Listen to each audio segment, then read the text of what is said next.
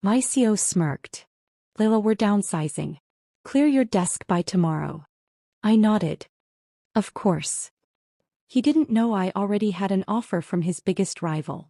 By Monday, his smile vanished as he walked into a meeting and saw me sitting at the head of the table. Layla, we're downsizing. Clear your desk by tomorrow. Silence.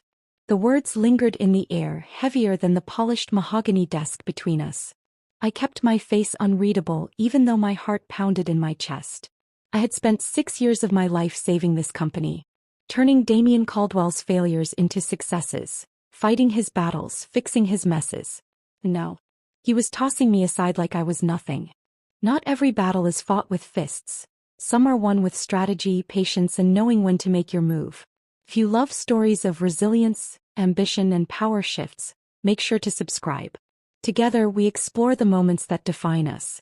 Now let's dive in.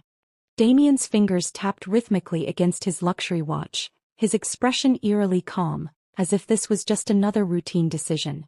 As if I wasn't the reason Caldwell Corporation was standing today. I swallowed the bitter taste of betrayal. You're downsizing? My voice came out steady, controlled. He nodded, completely unbothered. It's a tough market, Layla. You know how it is. I knew exactly how it was. I had been in the trenches when this company was barely keeping its head above water. I had spent countless nights strategizing, negotiating, pulling Caldwell Corporation out of the red. No, we weren't just surviving. We were thriving. And yet, I was the one being cut. My stomach twisted, but I refused to let him see it. I squared my shoulders. And my position? Damien sighed, leaning back in his chair, his smirk returning. That smirk. The one he always wore when he knew he was in control. I'm replacing you with Madeline Pierce. The name hit me like a slap. Madeline. His girlfriend. I should have known. The signs were all there. The longer lunch breaks, the unnecessary meetings, the way he started deferring my decisions to someone who had no experience in corporate strategy. Madeline had never earned this position. But she had the one thing I didn't, Damien's attention. I stood up slowly, adjusting my blazer. Controlled. Calm. Damien was waiting for me to argue, to beg. That I smiled. Understood. For the first time in his pathetic life, Damien looked confused. No hard feelings? He asked, feigning concern. No hard feelings. After everything I had sacrificed for this place? After I had turned this company from a failing disaster into a market leader? I wanted to laugh. Scream. Throw the expensive paperweight on his desk straight through the glass walls. But I wouldn't. Because Damien didn't deserve my anger. He deserved something much worse. I turned, walking out of his office, my heels clicking sharply against the marble floor. As I moved through the hallways of Caldwell Corporation, I felt the weight of every sacrifice I had made for this place. The late nights. The weekends lost. The relationships I let slip away. I had built teams from scratch, brokered record-breaking deals, saved this company when it was drowning. And this was my reward. A quiet, humiliating exit. As I passed by the glass-walled conference rooms, employees cast quick, uncertain glances at me. Some looked down at their desks. Others gave me sympathetic nods. They had heard. They knew. But none of them spoke up. Because this was Damien Caldwell's empire. And I had just been erased. I reached my office, the space I had practically lived in for years. Everything was still in place. The files I had painstakingly organized, the business plans I had mapped out, the whiteboard filled with strategies that had saved this company. I moved toward my desk, but then I saw it. An email notification on my screen. The subject line? Leadership announcement. New CSO appointment. My breath stilled. They didn't even wait. I clicked it open, scanning the text, my eyes burning with rage. Effective immediately, Madeline Pierce has been appointed as Chief Strategy Officer. We are confident that her vision and leadership will continue to drive Caldwell Corporation forward. I exhaled slowly, forcing myself to stay calm. Madeline had never led anything in her life. She had never made a tough business decision, never built a strategy, never fought for a company's survival. But none of that mattered. Because Damien didn't value competence. He valued control. And I had never been controllable. A soft knock on the door made me look up. Jonathan Hale. The head of finance. One of the few people at Caldwell Corporation I actually respected. He stepped inside, shutting the door behind him. "This company won't survive without you," he said, his voice low. I forced a small, bitter smile. "I know." He sighed, running a hand through his graying hair. "You built this place, Layla. You think Damien doesn't know that? He's making a mistake." I shook my head. Damien knew exactly what he was doing. He didn't care about what was best for the company. He cared about control. "I tried to talk to him," Jonathan continued. "Tried to make him see reason." I let out a humorless laugh. "And how did that go?" Jonathan's lips pressed into a thin line. "He's going to regret this." I nodded, but I already knew. Because this company's downfall had already begun. I turned back to my desk. The gold nameplate still read, "Layla Warren, Chief Strategy Officer." Tomorrow it would say, "Madeline Pierce, Damien's plaything." I clenched my jaw, inhaling sharply. Oh, this wouldn't be my ending. This wouldn't be my story. I had been the backbone of this company. The one who held it together, fixed its failures, made it a leader in the market. Damien thought I was replaceable. He was about to learn just how wrong he was. Because without me, Caldwell Corporation would burn. And I wouldn't have to lift a finger to watch it happen. I stepped out of the Caldwell Corporation building, the cold night air hitting my face like a slap. I should have felt something, anger, sadness, relief, anything. But right now there was only a hollow space inside my chest, one I wasn't ready to acknowledge. I adjusted the strap of my bag on my shoulder, my grip tightening around the handle of the small box carrying the last remnants of my career. 6 years of my life. Reduced to a few office supplies and a framed certificate. How poetic. The streets were unusually quiet, the city lights flickering against the dark sky. I needed a destination, somewhere to sit, to process, to think. But where? Not home. That would make it feel too real. Not a friend's place. I wasn't ready for sympathy. And then, as if on instinct, my feet started moving, carrying me down the familiar sidewalks of downtown. I hadn't been walking for more than 5 minutes when a voice called out from behind me. "Layla." I froze, my jaw clenching before I even turned around. Madeline. Of course it had to be her. I turned slowly, masking the storm brewing inside me, only to find her standing there in a form-fitting trench coat, her perfectly styled hair swaying in the light breeze. She looked completely at ease, like a queen stepping out of her castle, while I stood there with a box full of my career's ashes. Her lips curled into a practiced, innocent smile. "I just wanted to check in on you." I arched a brow, forcing myself to remain calm. "Check in?" "Yes," she said sweetly, stepping closer. "I know how much this job meant to you." I nearly laughed. The audacity. She knew exactly what she was doing. I met her gaze, keeping my expression unreadable. "That's kind of you, Madeline." She tilted her head. "No hard feelings, right?" No hard feelings. I had rebuilt this company from the ground up. Sacrificed my personal life. Fought battles that weren't mine to fight. Only to be discarded for her. For someone who had never earned anything she had. I smiled, but there was no warmth behind it. "Of course not." Madeline studied me for a second, searching for cracks in my composure. When she found none, her eyes glinted with amusement. She thrived on the power shift. She wanted me to break. Too bad for her. I had already broken once. It wasn't happening again. "Good," she said, giving a small nod. "Then I guess I'll see you around." I didn't respond.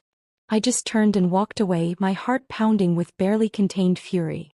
Let her have this moment. As soon I would have mine. I found myself walking toward a small bookstore cafe, tucked into a quiet street corner. It was one of my favorite places. One I used to visit when I needed an escape. Back when Caldwell Corporation was still my second home, not the battlefield it had become.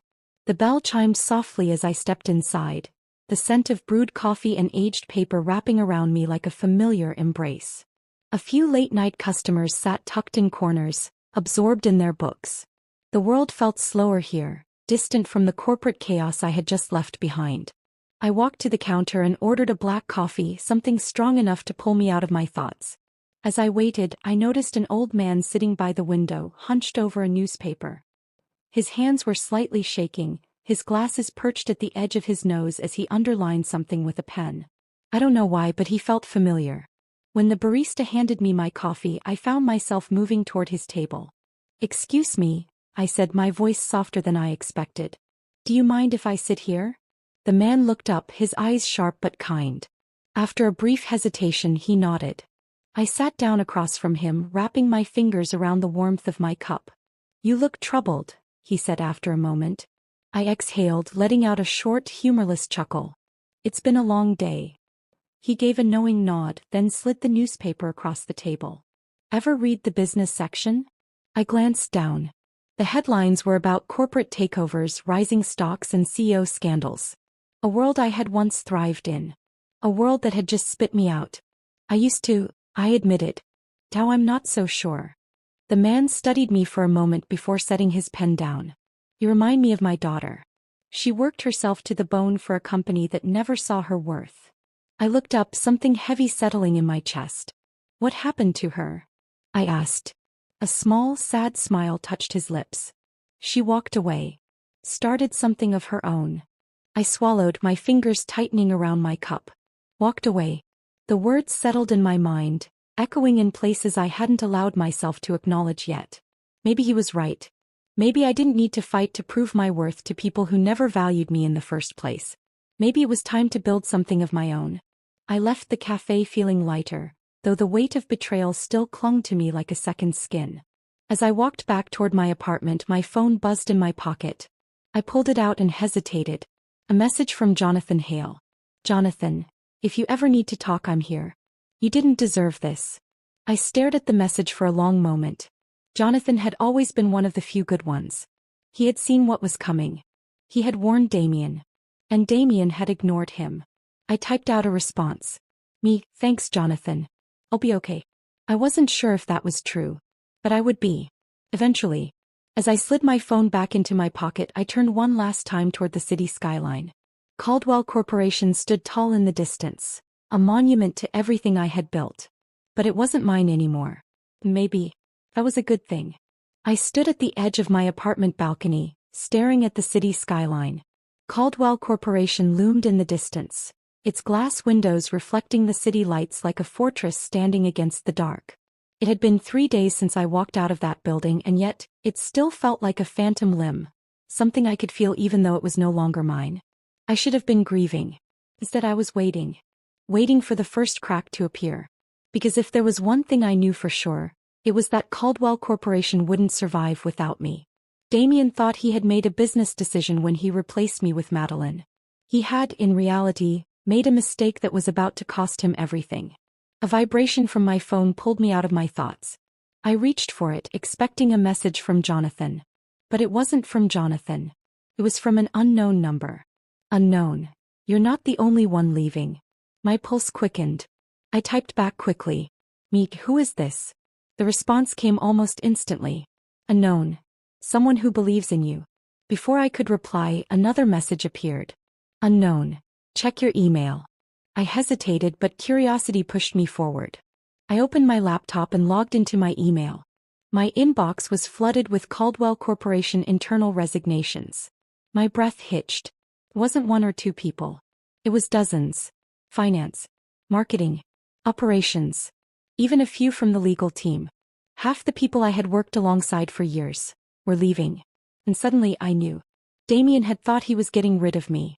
Instead, he had set off a mass exodus. I refreshed the screen, the number of resignation emails growing by the minute. The people leaving weren't just random employees. They were some of Caldwell Corp's top executives, the brains behind its success. The same people Damien had ignored. The same people he had undervalued. No, they were walking away. And not just anywhere. They were walking straight to me. My phone buzzed again. This time it was a call. I hesitated for half a second before answering. Who is this? A deep voice responded. Richard Langley. I hear you've been busy. My fingers tightened around my phone. Titan Industries. Damien's biggest competitor. The same man who had tried to hire me months ago. No. He wanted to talk. How did you get my number? I asked, keeping my tone neutral. Langley chuckled. People talk, Layla. And right now they're all talking about you. I said nothing. I wasn't about to play into whatever game he was setting up. You made an impression at Caldwell Corporation, Langley continued. And it seems you've left with more than just experience. People are following you, Layla. Important people. I didn't respond because he wasn't wrong. And we both knew what he was about to offer. You're a smart woman, Langley said. You know where this is headed. I want you at Titan Industries. Full executive power. Build something with us. I closed my eyes for a brief second. I had been loyal to Caldwell Corporation for 6 years. I had built everything. And Damien had thrown me away. No. He was about to watch me take everything he once had. I exhaled. I'm listening. By the time the call ended, the deal was set. I wasn't just joining Titan Industries. I was leading a new initiative. One that would specifically target Caldwell Corporation's market share. Damien had played me like a disposable piece on a chessboard. No. I was flipping the entire board. But before I could strike, I needed to understand what was left of Caldwell Corp. I reached for my phone and dialed Jonathan. He answered on the first ring. Tell me you've seen the resignations. I have, I said. And I need to know what else is happening. Jonathan sighed. Layla, it's worse than you think. Damien is losing his grip. Investors are panicking. Clients are questioning whether the company can hold up. And with all these resignations, it's turning into a disaster. I smiled. Good. Jonathan hesitated. Layla, what are you planning? I didn't answer right away. Because this wasn't just about business. This was personal. And I wasn't done yet. 2 days later, I sat in the boardroom of Titan Industries, overlooking the city skyline.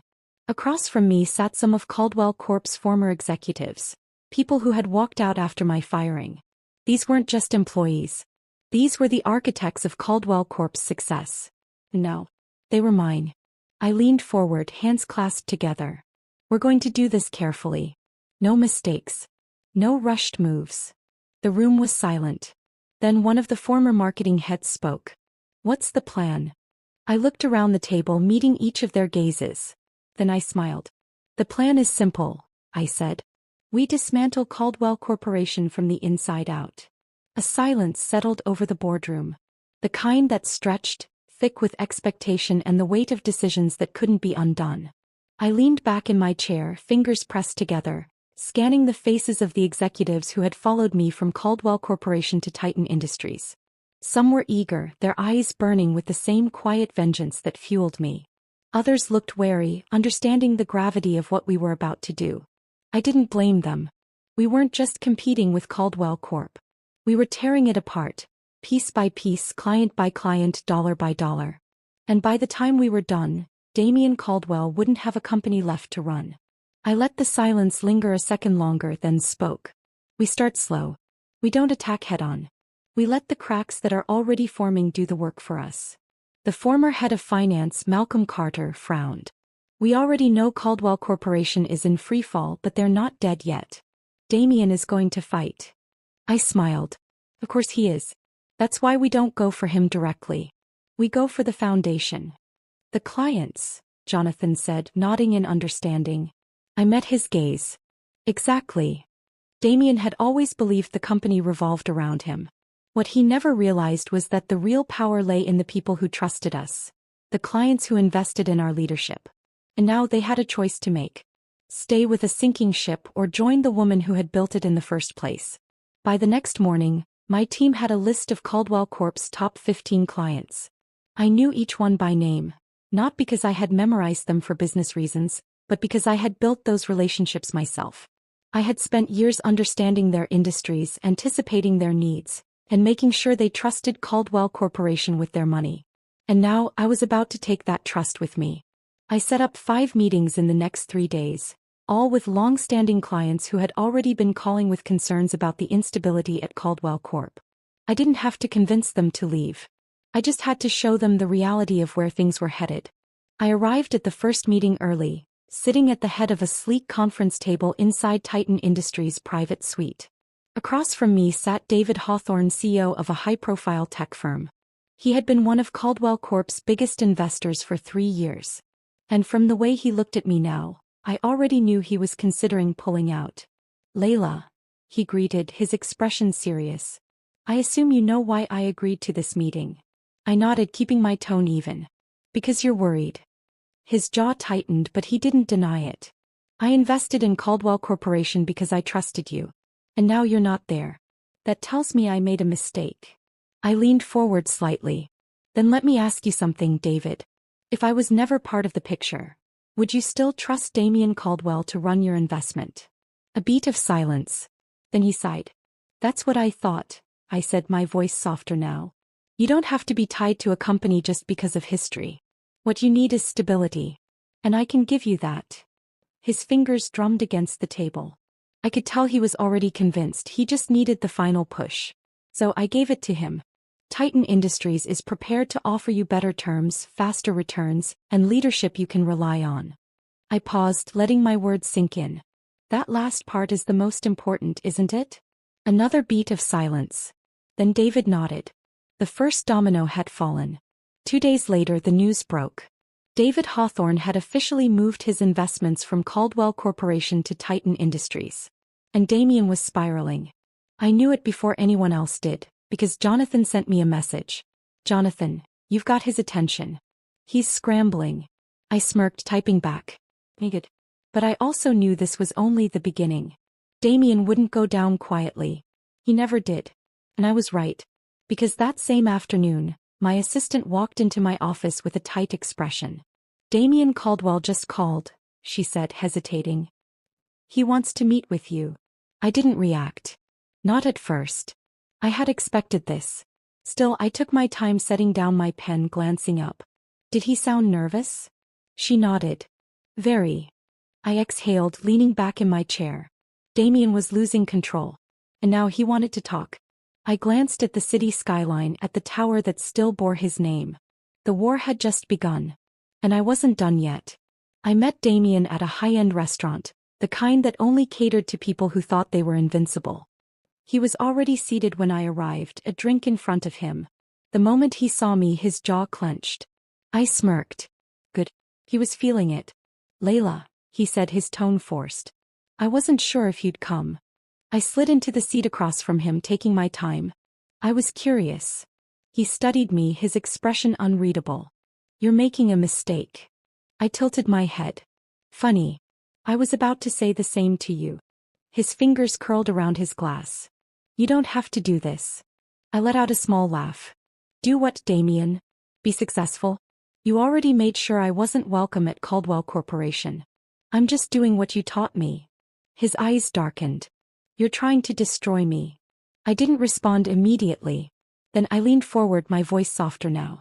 I don't have to destroy you, Damien, I said. You're doing it all on your own. His expression flickered just for a second. Then he exhaled, his mask slipping back into place. This isn't over. I smiled. No, I agreed. It's not. And with that I stood, leaving him sitting alone in the restaurant that once symbolized his power. No. He was the one fighting to stay afloat. And I was just getting started. I walked out of the restaurant, my heels clicking against the polished marble floor, my posture straight, my head held high. I had left Damien exactly where he belonged, on the defensive. The moment I stepped outside, the night air wrapped around me, crisp and cool. But even with the fresh air, I could still feel the weight of the confrontation sitting heavy in my chest. Damien had been rattled. That alone should have felt like a victory. But something about the way he had looked at me, the way his words had lingered. This isn't over. There had been a warning buried in his tone. And if there was one thing I knew about Damien Caldwell, it was that he didn't take losing lightly. I pulled my phone out of my bag, unlocking it with a swipe. A new message popped up on my screen. Jonathan, something's off. I think he's planning something. I stared at the words for a long moment, my gut twisting. I had expected fights, resistance, corporate maneuvering, but this message? This felt different. I tapped out a response. Me, what kind of something? Pause. Then another message came through. Jonathan, I don't know yet. But whatever it is, be careful. I exhaled slowly, my grip tightening around my phone. Damien wasn't just fighting to keep his company afloat. He was planning his counterattack. The first sign of trouble came the next morning. I was sitting in my office at Titan Industries, reviewing the latest contracts from the clients we had pulled away from Caldwell Corporation when my assistant Rachel knocked on my door. Layla, she said, her voice unusually tense. You need to see this. I glanced up. What is it? She hesitated before stepping forward. placing a stack of printed articles onto my desk. My stomach dropped the second I saw the headlines. Layla Warren faces allegations of corporate espionage. Titan Industries under fire. Did they steal trade secrets from Caldwell Corp? I picked up one of the articles, scanning the words. According to inside sources, former Caldwell Corporation executive Layla Warren has been accused of using confidential company information to manipulate and lure clients away from her former employer. I didn't have to read further to know exactly who the inside source was. Damien. The snake had gone to the press. I set the paper down slowly, my hands steady, but my blood boiling underneath. Rachel shifted uncomfortably. I already spoke to our legal team. We can issue a statement. No, I cut in, shaking my head. That's exactly what he wants. She frowned. What do you mean? I leaned back, exhaling sharply. If we rush to defend ourselves, we look guilty. Damien is testing us, he wants us to panic. Rachel nodded slowly, but concern still flickered in her eyes. So what do we do? I picked up my phone and dialed Jonathan. He answered on the first ring. I saw it. Of course he had. Tell me, I said, my voice low. Did he plant anything inside Caldwell Corporation to make it look real? Pause. Then Jonathan sighed. He's been keeping old, outdated files with your name still attached to them. Nothing actually illegal, but enough to create doubt. I clenched my jaw. So this wasn't just a PR hit. This was a carefully planted lie, wrapped in just enough truth to make people question me. Damien was good. But he had made one mistake. He had forgotten who he was up against. I spent the next few hours reading, watching, analyzing. The headlines were calculated, released in carefully spaced intervals, spreading like wildfire. If I wasn't careful, this could spiral into something irreparable. But I had one advantage Damien didn't. I didn't have to lie to make my case. I pulled up an email, one that had been buried in my inbox for months. A resignation letter. My resignation letter. I had kept a copy of it for my own records, signed and time-stamped before my exit from Caldwell Corp. And attached to that email, a formal clearance document from Caldwell's own legal department, confirming that I had left without taking anything belonging to the company. In other words, Damien's evidence was a complete fabrication. I called Rachel back into my office. Schedule a press conference, I said. Her eyes widened. You want to go public with this? I smiled. Absolutely. By evening, the press room at Titan Industries was filled with reporters, cameras flashing, microphones set up across the podium. I stepped up, my expression calm, unshaken. I could feel the weight of the accusations in the air, but I didn't let them get to me. Good evening, I said, my voice steady. I want to address the allegations made against me and Titan Industries. I reached into my folder and held up the clearance document from Caldwell Corporation's legal team. This document, I continued, is proof that when I left Caldwell Corporation, I did so with complete transparency. The cameras flashed. I placed another document on the podium. And this, I said, is a copy of my official resignation letter, signed months before these accusations ever surfaced. A murmur ran through the room. I let them absorb it for a second before delivering the final blow. The claims against me are not only false, but they were strategically planted by an individual who stands to gain from my downfall. I looked directly into the cameras, making sure my next words hit exactly where they needed to. I encouraged Damien Caldwell to come forward with real evidence, if he has any. I paused, my smile razor sharp. Because I know for a fact that he doesn't. A silence stretched across the room. And just like that, the narrative flipped. The next morning, Damien didn't respond. No official statements. No press appearances. Because he couldn't. He had tried to trap me. Instead, he had walked right into my trap. Rachel walked into my office with a grin. Well, the internet is having a field day. I smirked. Good. I glanced at my phone. No new calls. No more moves from Damien. For now. I knew better than to think this was over. But today I had one. And I was ready for whatever came next. The silence from Damien was deafening. For 2 days he hadn't responded, not to the press, not to the public, and certainly not to me. I knew exactly what that meant. He was trapped. Because if he spoke up now, he would have to produce evidence. Evidence that didn't exist. And if he stayed silent, The world would see him for what he really was. A coward. A liar. A desperate man clinging to the last remnants of his empire. I should have felt victorious. Instead, I felt something else entirely. Anticipation. Because this wasn't just about winning. This was about watching the fall. And I wasn't going to look away. I was sitting in my office when my phone buzzed. I glanced down, expecting a message from Rachel or Jonathan. Instead, the name on the screen made my lips curl into a knowing smile. David Hawthorne. The investor who had been one of Caldwell Corp's biggest backers. I answered. David, I greeted smoothly. To what do I owe the pleasure? There was a long pause before he sighed. I'm pulling out of Caldwell Corporation completely. I leaned back in my chair. And I'm moving the remainder of my investments to Titan Industries. I let the silence hang between us for a second before responding. You made the right choice. A humorless chuckle from his end. I should have done it sooner. I tapped my fingers against the desk. What was the final push? Another pause. Then his voice dropped lower. I just got word from a source inside Caldwell Corporation. He hesitated. It's worse than anyone knows. I straightened slightly. How bad? Bad enough that Damien won't be able to recover. My grip on the phone tightened. For months I had known Caldwell Corporation was unraveling. But this was something else. Damien wasn't just losing. He was crumbling. And for the first time in my life I didn't feel an ounce of guilt. The next morning the headlines were brutal. Caldwell Corporation faces investor exodus. Stocks drop overnight. Damien Caldwell under pressure as clients flee. Former executives speak out. The company is falling apart. I scrolled through the articles, sipping my coffee, my expression impassive. This wasn't an attack from me. This was Damien's own doing. Every bad decision. Every reckless move. Every blind assumption that he could run a company without the people who built it. It had finally caught up to him. Jonathan called before noon. I answered with a smirk already forming. Tell me, I said, how's the mood at Caldwell Corporation today? He exhaled sharply. You don't even want to know. Try me. There was a pause. Then his voice lowered. Layla. The board is meeting. My smirk faded. Emergency? I asked. Yeah.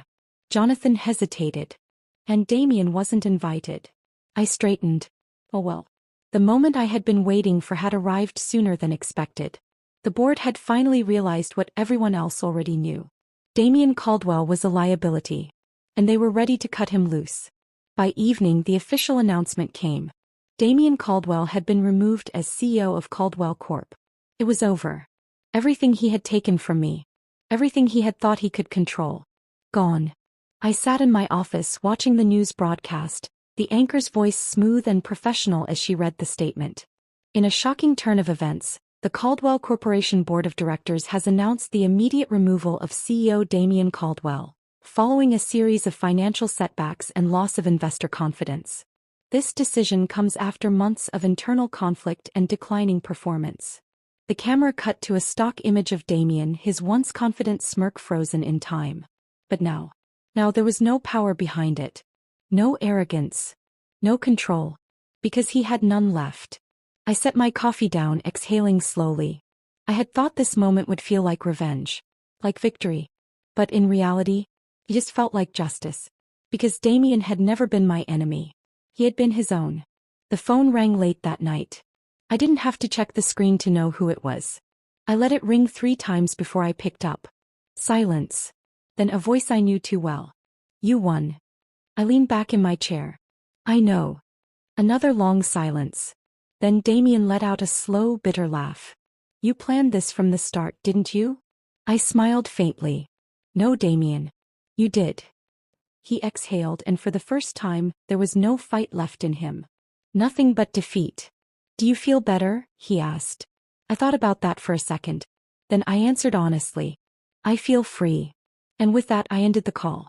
The next morning I did something I hadn't done in years. I took a walk through the city. No meetings.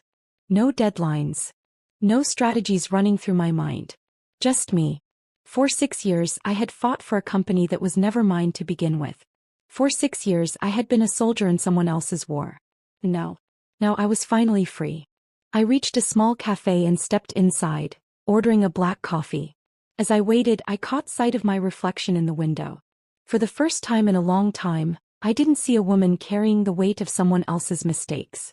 I saw Layla Warren. And that was enough.